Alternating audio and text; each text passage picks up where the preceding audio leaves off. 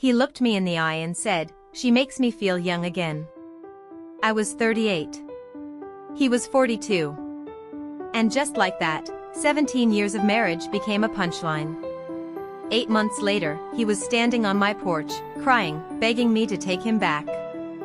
"Stay with me, you need to hear how this ends.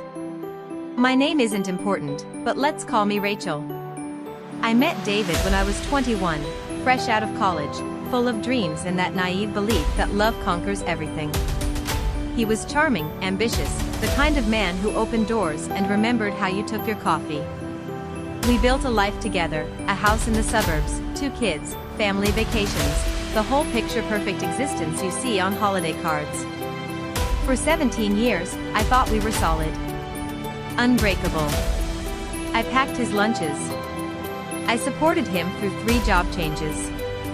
I sat in hospital waiting rooms when his mother was sick.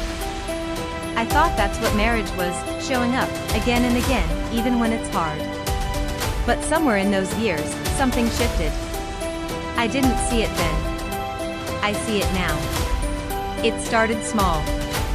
He started going to the gym more, 4, 5 times a week. New clothes appeared in his closet, slimmer fits, brighter colors. He started saying things like, "I just feel like I'm losing myself, Rachel," and I, foolishly, thought he meant our routine, not me. Then came the late nights at work. The phone he started taking into the bathroom. The way he'd smile at his screen and quickly turn it away when I walked into the room. I asked him once, gently, "Is everything okay between us?" He said, "Why wouldn't it be?" That's the thing about betrayal, it doesn't announce itself. It creeps in disguised as exhaustion, as stress, as midlife confusion. And you, the person who loves them, you make excuses for the silence growing between you. Her name was Jessica. 26 years old. She worked at his company, in marketing, all energy and youth and admiration for a man who, to her, probably seemed wise and successful.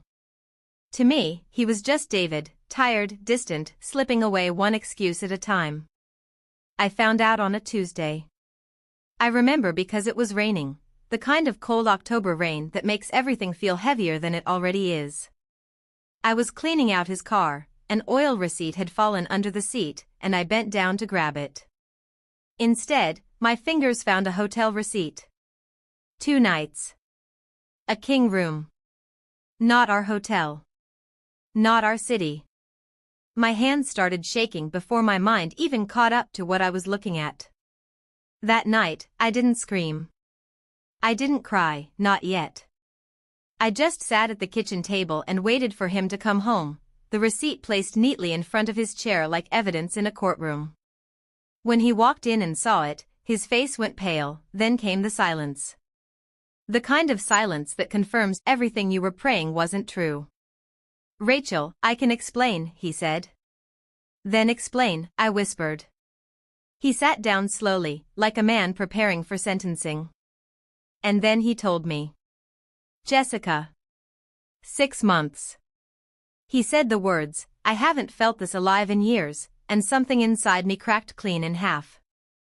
I asked him the question every betrayed person asks, the one that costs you your last shred of dignity to even speak aloud, "Do you love her?" He looked away. "I think I might." I didn't beg. I didn't scream. I just nodded, stood up, and walked upstairs to pack a bag for him, because in that moment, staying in that house with him felt like staying in a house that was already on fire. He moved out within the week. Moved in with Jessica within the month. My friends called it reckless. My mother called it humiliating. I called it the end of everything I thought I understood about loyalty. The kids were devastated. My 14-year-old son stopped talking to him for almost 2 months. My daughter, 16, asked me once, late at night, "Mom, was it because you got older?" And I didn't have an answer that wouldn't break her heart, so I just held her and let her cry instead. For the first few weeks, I barely functioned. I'd go to work, smile when I had to, and come home to an empty side of the bed that somehow felt louder than any argument we'd ever had. Grief has a strange sound, it's silence with teeth. But slowly, painfully, I started rebuilding. I went back to therapy. I started running in the mornings, not to lose weight, not to prove anything to anyone, just to remember what it felt like to do something only for myself. I reconnected with friends I'd let drift away during the marriage. I started, for the first time in years, sleeping through the night. Meanwhile, David posted pictures. Beach trips with Jessica. New restaurants.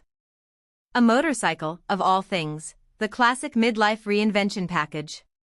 He looked happy. Or maybe he looked like a man trying very hard to convince himself he was. Then, around month 5, the photos slowed down. By month 7, a mutual friend told me Jessica had left him, for someone closer to her own age, ironically. Someone 24. The universe, it seems, has a wicked sense of humor. And then came month 8. It was a Sunday evening. I was making dinner for the kids when I heard a knock at the door, soft, hesitant. I opened it, and there he was.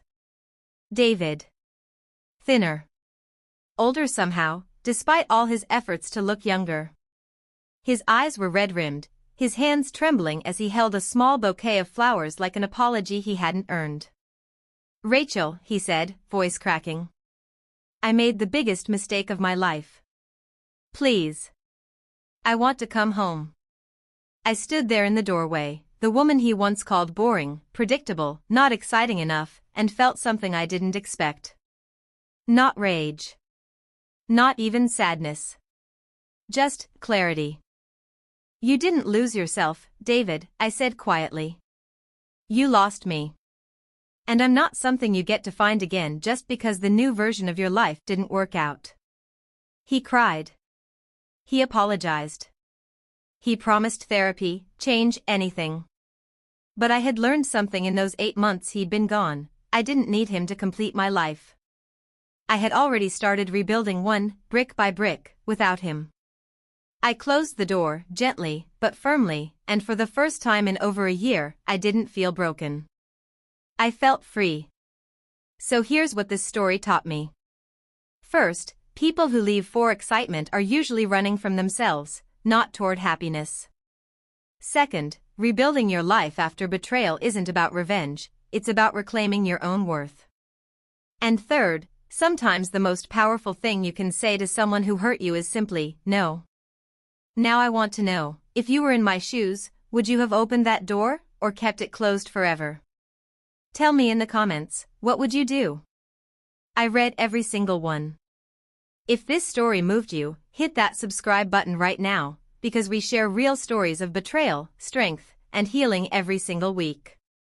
Smash the like button if you believe people deserve better than being someone's second choice, and turn on notifications so you never miss the next story. Because sometimes, the bravest thing you can do is simply walk away and never look back.